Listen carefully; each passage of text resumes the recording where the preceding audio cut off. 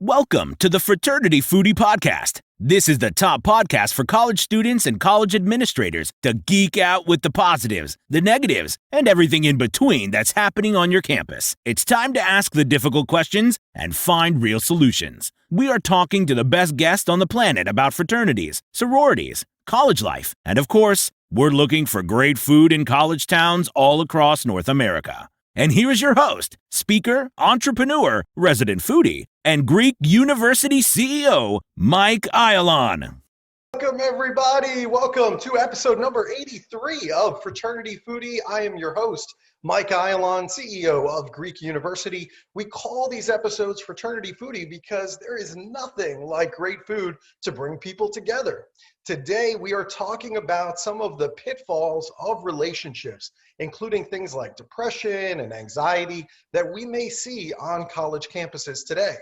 Mariah Fair, also known as Modi, is a complex yet simple soul. Modi loves hard, and the result of that put her into deep depression at times. And depression can be a crippling disease, but Modi was and still is relevant and refuses to let it get the best of her. Modi is an author, blogger, and writer for men and women of all ages. She blogs about some controversial topics that are based on love, life, and relationships. She's a graduate of Fisk University right here in Nashville, Tennessee, with a degree in English, and Modi fell in love with literature. Her passion for writing keeps her depression and anxiety at bay. Welcome to the show, Modi. Oh, thank you. Thanks for having me. Hey, it's my pleasure to have you here. I have so many questions for you, so I can't wait to jump in here. Let's talk about Fisk University because I'm a Nashville, Tennessee guy myself. I'm kind of curious, what made you choose Fisk? Let's talk about it. Can I be honest? Yes. I did not choose Fisk. Fisk chose me. Okay. Story. My mom, my aunts, majority of my family graduated from Fisk University. So it has been in my life for a really long time. Nashville, period, has been in my life because my dad went to Tennessee State. So my first choice was Tennessee State. I was so excited about Tennessee State. I saw Stump the Yard. So I was like, that is going to be my school. I said, that's it. My cousins, a few of my cousins went to Tennessee State, and I said, this is great. A couple days after my high school graduation, my mom says, so what school are you going to go to? And I said, TSU. I'm so excited. She says, me too. How are you going to pay for it? I said, what do you mean? How am I going to pay for it? She said, well, my money is going to Fisk, so I guess you should be finding out how you're going to pay for your school. Well, I guess I'm going to Fisk then. So when I got there, I was upset. I was like, this is not my choice. It was a small, really quiet private school. There was no parties. It was not like Stump the Yard at all. And I was upset about it. A couple months into it, though, I got a very different experience. I met Dr. Jason Merriweather. He was the vice principal at the time, and he changed my life. He showed me, Fisk is what you make it. If you have in your mind that this is not where you want to be, you're not going to want to be here. None of the experiences are going to touch you. Nothing's going to change your mind. You have to change your mind first. So I said, well, what you going to do for me to change my mind? Like, what's in it for me, So he says, well, I'm going to make you the president of the Student Activities Board so that you can get more involved. And that changed my life. I became very involved in activities, student life. I changed my major from business management to English, where I fell in love with literature, like my bio said. And I just got so welcomed. There was a couple days where I didn't want to leave my room. And so my professor came to get me out of my room. And I was just like, wow, it showed me that Fisk University, it showed me the true meaning of it takes a village to raise a child. And it just, if I could go back and do it all again, Fisk would be my first choice. Yeah, there's not a lot of universities out there where your professor will literally come to your room and get you out of bed. I mean, that's a huge statement and a huge plus for Fisk University. Other universities, you get lost in the shuffle. And I think for me, that was kind of my experience. I went to a huge university with over 30,000 students at the University of Buffalo in New York. And, we would go into these lecture halls with maybe 500 students. So if you weren't there that day, the professor was definitely not coming to your room. I mean, he was just too busy. And I also had a really difficult time my first semester just trying to fit in because I didn't know how to fit in with 30,000 people. It was just overwhelming to me. And it wasn't until I got involved, just like you did. I mean, you got involved with, programming, let's say, for other students and other things. For me, it was the fraternity. And it wasn't until I had that small environment of a group of men that I could work with that was manageable, did I really come into my own and say, okay, now I can be successful here. So I totally feel where you're coming from. Yeah, that's great. Yeah, well, that's good. I'm happy that it worked out well for you. And obviously, I'm a huge fan of Dr. Jason Meriwether. Of course, he's one of the speakers here. And great. You actually ended up with like the perfect person for you to help you get you out of that funk. Yeah. God sent for sure. That's great. So now after graduation, you went into the family business to work at becoming CEO of the family business, which was the daycare centers. And you talked about fulfilling somebody else's purpose and kind of feeling miserable in that role, kind of similar to the way you initially felt when you went to Fisk. It was for somebody else, it wasn't for you. And then you found out later that actually Fisk, you could be really happy there. So I'm curious, what was that experience like for you in terms of fulfilling somebody else's purpose with the family business? Well, I would say that I'm blessed and highly favored to be able to say that I was the CEO of a multi-million-dollar Black-owned company. I'm very proud that it's my family business. Not many can say that they have a job waiting on them when they graduate from college. So I'm definitely grateful for that. Working there taught me a lot about how to maintain over 100 employees, how to thoroughly run a business. It taught me the value of customer service and also the importance of relationships. And during COVID, we had to adapt the way that we do our business. So it showed me how to adapt. It showed me how to be a woman. All those things sound like positive things, and they are. But when your purpose isn't being fulfilled, that light inside of you isn't ignited, nothing can equate. I don't care how much money you have, how much responsibilities you have. If you don't do what is in your heart, you'll never be happy. That's personal for me. Mm-hmm. So for a while, it was still like following behind somebody's footstep. I'm still not doing, what I want to do. And so when I released my book, I began encouraging other women, step out on faith. I encourage you to do what makes you happy. And then I felt like I'm just another influencer that's lying because I'm not doing what makes me happy, Mm-hmm. So I said to myself, you have to choose you. You have to continue to choose you. And so what I did was I resigned, and I am now fully focused on my dreams. At first, it was a little scary because it's taking out your comfort zone, cutting your safety net, but it's the most liberating feeling that I've felt thus far, to really just step out on faith and do what makes me happy so that I don't feel miserable. It was an ongoing thing, and there was nothing that anyone could do. No amount of money. It was up to me to change that. Yeah. Yeah, I definitely feel you there. I mean, I went to college for accounting, and all my life I was gearing up for that, in terms of education, got into it, did it for a while, and then rose up the ranks. But then I started realizing, there's got to be more to life than just debits and credits, right?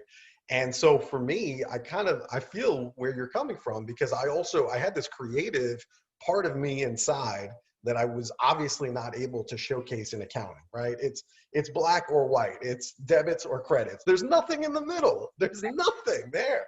Right. And so for me, it felt very stifling to be in that role. Could I make a living and do very well at it? Sure, of course. And there's still plenty of opportunity out there for it. I think there always will for an accounting person. But it just, from the creativity standpoint, it just wasn't there. And I didn't feel fulfilled. And then that's when I started making changes in terms of my career. So that way I could feel fulfilled. And then it really just, I kind of came into my own because I was doing something I was passionate about. I was doing something that I truly loved. I was doing something that I would dream about. And that's when you know you're doing the right thing.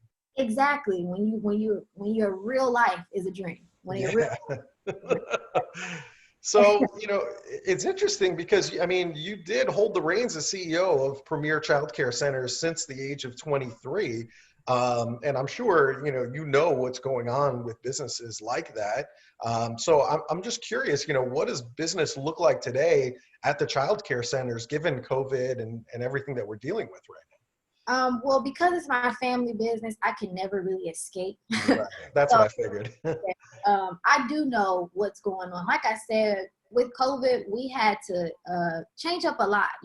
Daycare is a hands-on situation. Mhm. So when they told us that we had to shut down, we were like, well, how are we going to make money? How are we going to feed our employees? What are we going to do?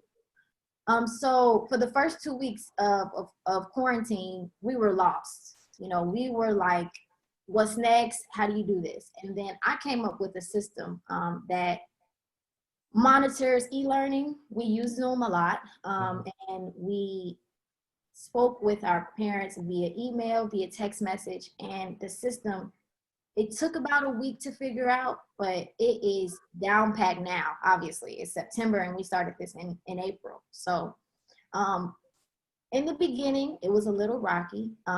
It was definitely a challenge. We had some days where we thought that we weren't going to make it out. But once we figured out how to really tackle this, we came out on top. These times are not about, they say the survival of the fittest. It's really not survival of the fittest. It's how you adapt, how you can change, how you can move with the changes. If you're able to adapt and it's okay for you, and you can just move with the punches, then you'll be okay. And that's what we did. So business today is great. We're getting our kids back in. Our Chicago public schools, they're still closed. So we offer a virtual learning experience for those older kids at our center.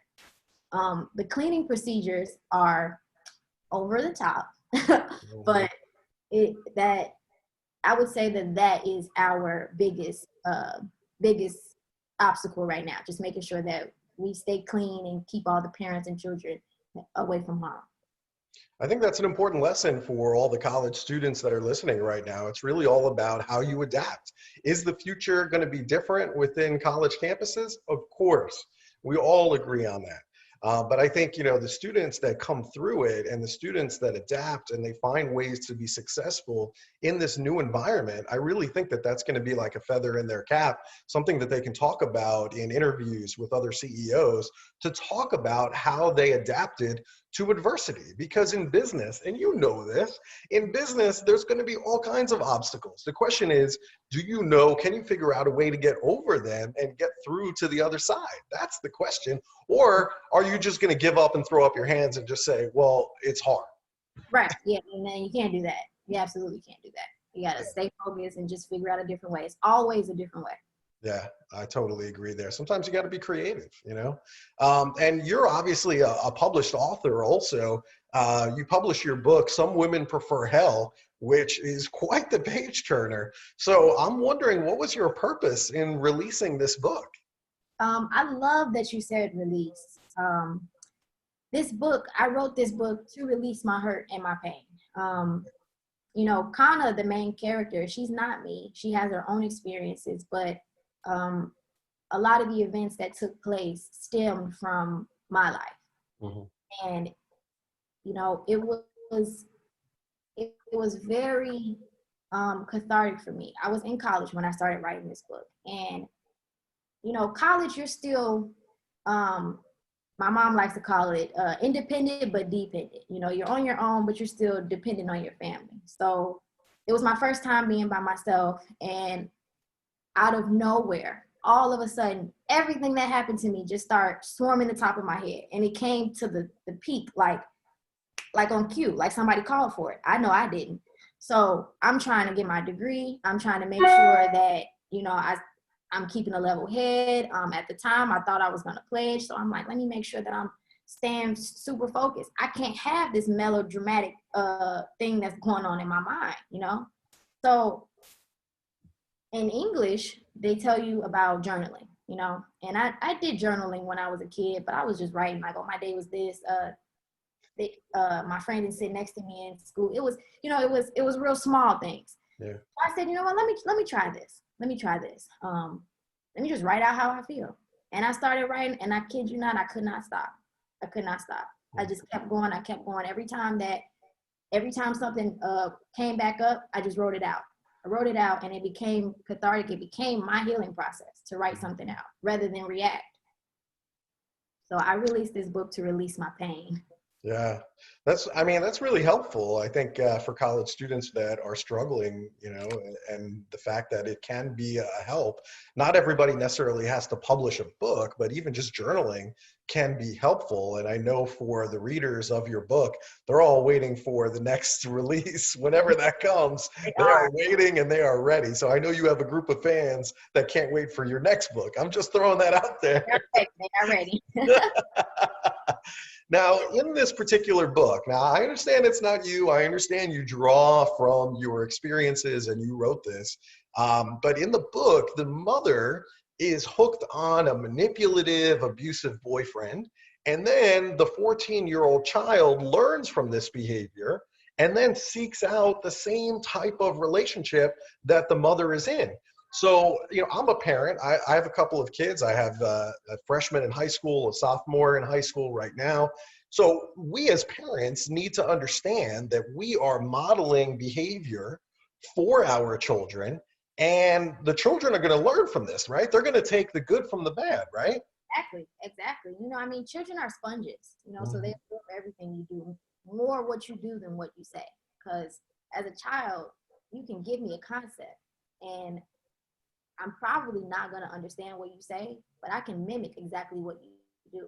We're going to do what we see. We're only going to do what we know, So, yeah, in the book, she watched her mom. That's your first indication of how you're supposed to be in a relationship. Your mother shows you how to be in a relationship. Your father shows you your worth, So if your mom is accepting less, you're going to accept less. If your dad is not showing you, he's not telling you who you are and your value and things like that, you're probably not going to know about it, So absolutely. Parents, I'm not a parent, but I have parents. And I tell them often, even at 27, you can't do something and then tell me do what I say, not what I do. Right. It's not going to work. Right. Yeah. Yeah, I like that a lot. And I think you're right. I think there's a lot of college students out there that really feel where you're coming from, that they learn a lot of behaviors from their own parents. And I'm sure they're also getting all kinds of lectures from their parents about how they should be acting, right? You know what, when it comes to parents, and I recently just learned this, my mom is a woman first. My dad's a man first, and a father second, a mother second. So just like I'm doing what I see and what I know, they were doing what they saw and what they knew, and in the book, Kana, she, maybe in part 2, I'll talk more about Kana and the history of her mom, but maybe her mom went through something and she just did what she saw. It's a trickle down effect. It's a generational thing. So,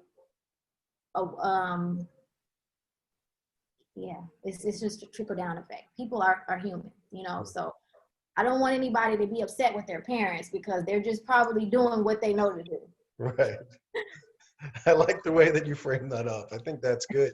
And since you're talking about writing, and there's so many college students that listen to this podcast, I'm wondering, how did writing the book help you personally work through some of the issues that you were having, that Modi was going through?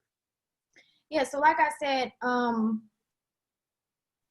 of is not me, Right. but I went through some similar situations that kind of did. Kind of started dating at a young age, and she had to grow up really early because of the man that she was dating.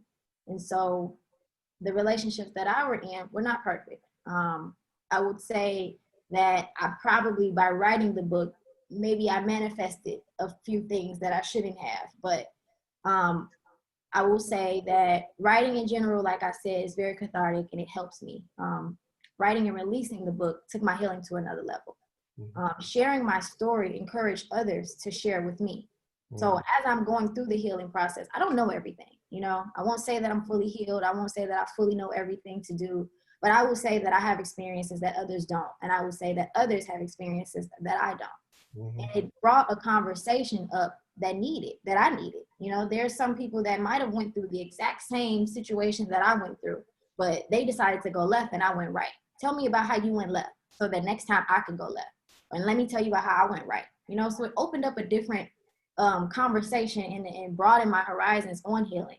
So writing, like I said, it helps. It helps to tell your story, and it helps for other people to feel comfortable to tell you their story. So now we can exchange stories. Yeah.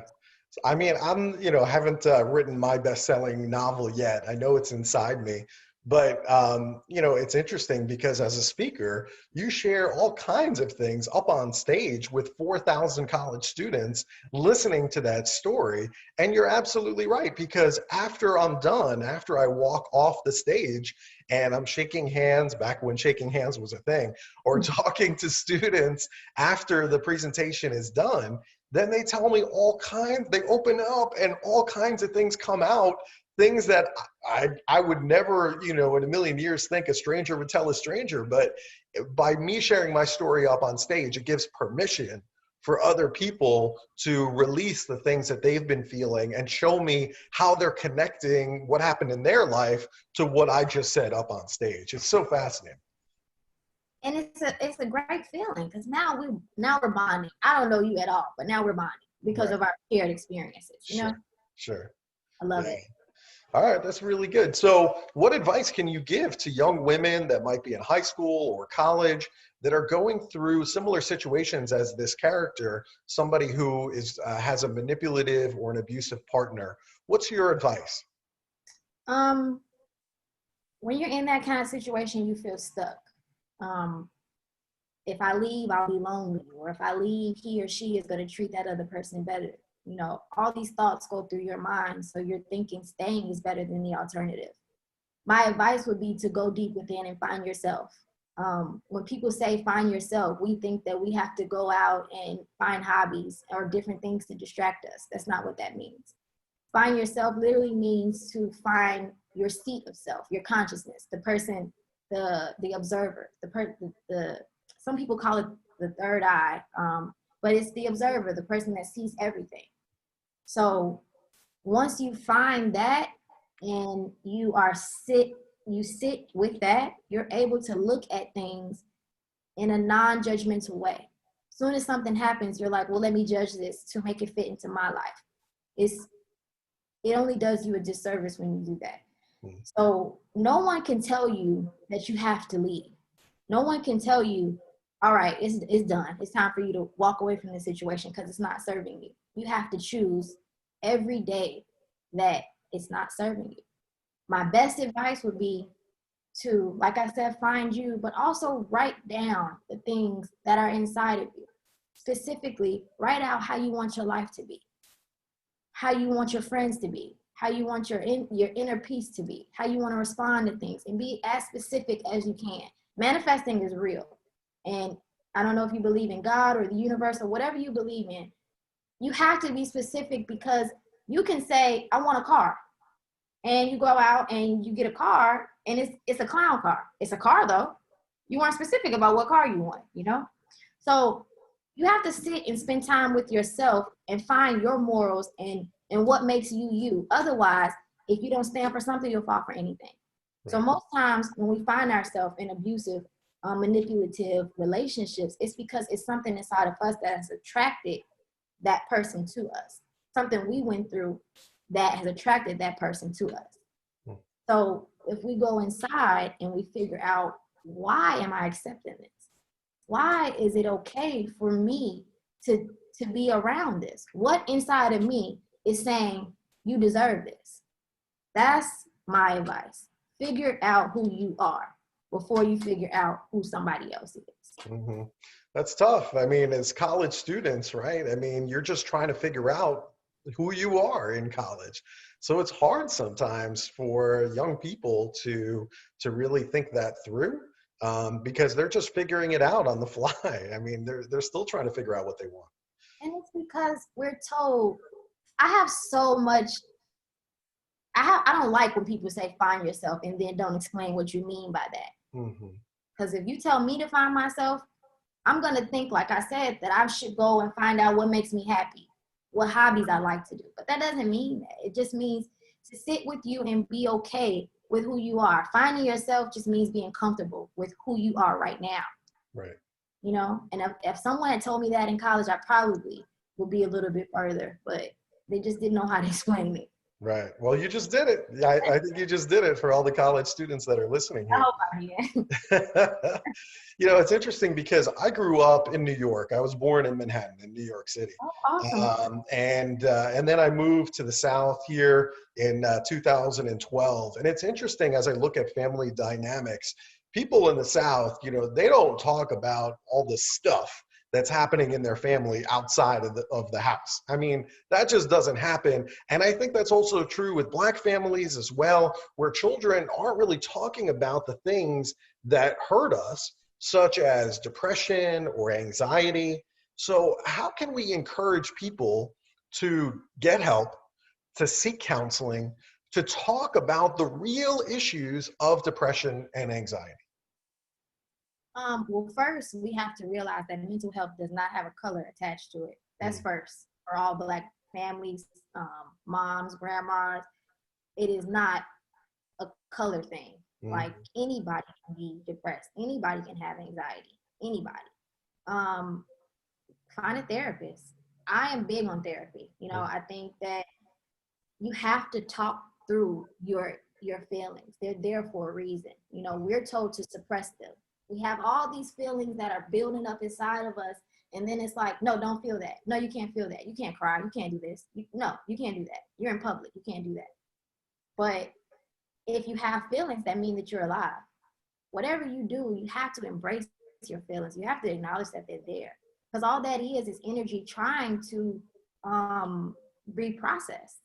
And if you continue to, if it comes up and you push it back down, you're pushing it back down into you. If you don't let it pass through, it's never going to pass through, and it's going to come up in the most inopportune time, and it's going to be too late. And then you're going to profess that onto your partner, onto your friends, or into people that have nothing to do with it. Hurt people hurt people.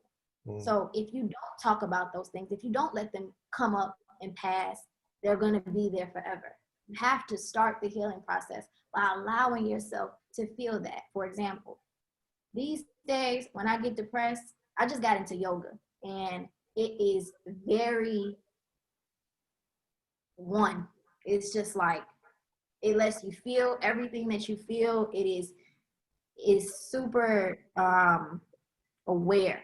It makes you aware of what's going on. If I feel sad, normally I would be upset with myself. Why do you feel like that? You still feel like that? It's years later, you feel like that? So now I'm upset and I'm pushing it back down, and I'm trying to do all these things to distract myself, when all I have to do is sit down and sit with that feeling. Why are you sad? What just happened that triggered your sadness? What just happened that made your depression come back up? Why do you have anxiety now when 10 seconds ago you didn't? What happened? And then once I figured out what happened, I sit with that and I figure out how to let it go, how to let it pass through. It's simple, but it's the hardest thing to ever. It's the hardest thing to do. The most hard things to do are probably always simple. Yeah. Well, those are that's some great advice right there. I think yoga is fantastic. There's meditation apps that are out there.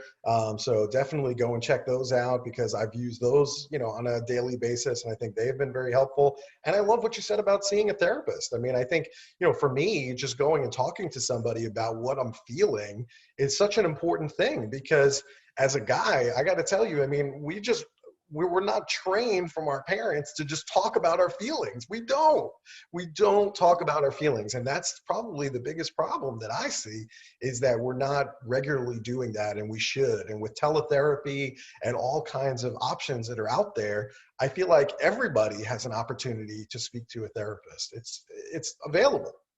It is definitely available and it's pertinent for life. You're dealing with the consequences of being yourself. You have to talk to people. You have to. And then if you have a therapist, it's a structured time so that you're not dwelling on whatever it is all day. You see your therapist every day at 6 o'clock. You know that if something happens, you can say, okay, well, I know that I have this release at 6 o'clock. Let me get on with my day. And then when I get there at 6 o'clock, I'm just going to let my therapist have it. I'm going to sit on the couch and the whole hour I'm talking. They're not saying nothing. I'm talking. Right. And you're gonna feel so much better because you released it, I'm a big fan of the couch. I'm a big fan of the couch. I agree with you. Having that appointment, however often that is, and that's going to be different for everybody who's listening, but having that appointment allows you to say, okay, I'm going to deal with that. I'm going to process that. Maybe it's not going to be in the moment, but I know I'm going to have an opportunity later today to just let it go. and just having that, knowing that it's coming, you're like, oh, okay, now I can get back to, who I am as a person. So I feel where you're coming from. Mm-hmm. All right. So what's next for Modi? I want to know what's next for you. Tell us. Well, I'm following God's plan. I am going to continue to market my book. My podcast is going to be coming out very soon. Nice. And I am going to be doing some more speaking. I'm working with Jason, some more writing. Part 2 is coming soon. Nice. But right now I'm going to work on part 1. And I'm just really just going to get into a lot of healing and talking and writing. I just want young women and men to know that even when it seems like there are no options, there are options. Yeah. That's what's next for me, to continue the path. Well, that sounds great. Let us know how we can help. I think you're fantastic. And so I think the college students really enjoyed hearing your perspective and all your fans of your book. I mean, I'm sure they just can't wait for the next part to come out. They're waiting. It's just, all right, where is it coming? Where is it coming? So I get angry emails. I get angry emails. Like the other day I got one. Yeah, so it's been 2 years. Where's part 2 at? Mad. It's because you left everybody on a cliff and they're all waiting and they're like, what are we going to have a conclusion to this? I mean, people are like, they have like this visceral reaction to say, whoa, you left me hanging like that. Well, I mean, part 2, I've been living it. So when it comes out, it's going to be epic. All right. That I definitely believe. Now, we love great food here at Fraternity Foodie. So what's your favorite spot to go out in Chicago for a great meal? I'm a cliche. I love Harold's chicken. All right. Yeah, I love Harold. I can get that morning, noon, and night. I love it. Well, you know what you like. I mean, it is what it is, right?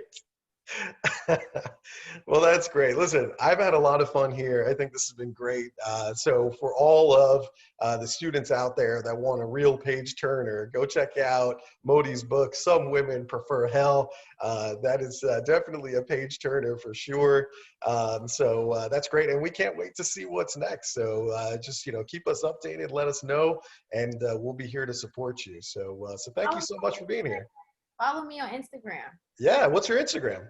It's JUSTMODI with 2 underscores. There you go. All right, you're going to get a bunch of followers now on Instagram, so you better be ready. They're going to let you know what they think of the book. They're going to be sending you messages. They're going to send you emails. It's going to be coming now. Ready for it all.